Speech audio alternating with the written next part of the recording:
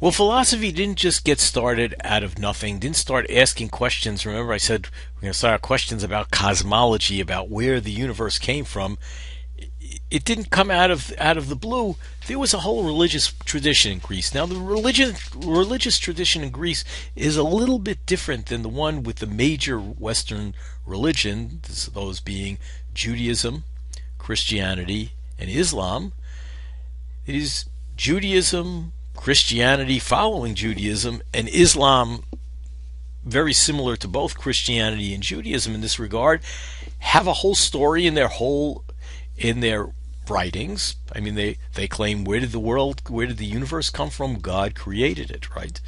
And they have stories in the Bible, the holy book that was passed down throughout the generations. The Old Testament for Judaism, the Old Testament and the New Testament for Christianity, since Christianity is an outshoot of Judaism. And Islam, we find a lot of the same. I mean, Islam regards Jews and Christians as being the people of the book, and they just didn't quite get the story right, and the Quran came to straighten out. But these are books that were handed down, prophets wrote them.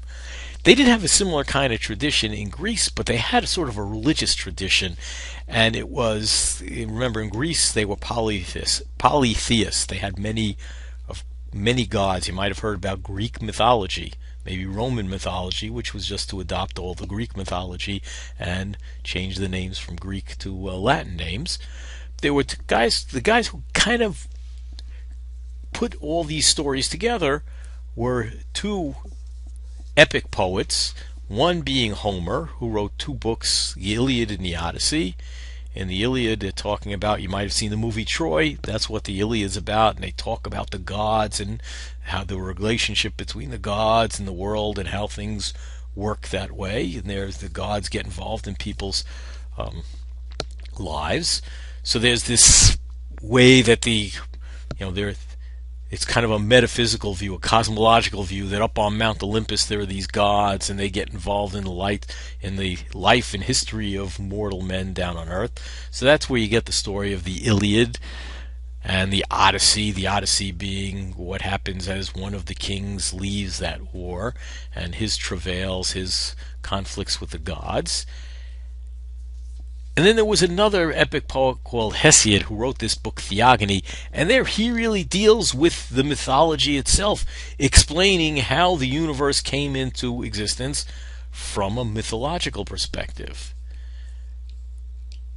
That is, there was the original god Kronos, and somehow, not quite clear to me how it all works, but he's got a female counterpart and they have children, and then one of their children is Zeus, and Zeus castrates Kronos, and it goes on. And for every kind of power in the world, there's sort of a god associated with it, but Hesiod gives you the whole mythology.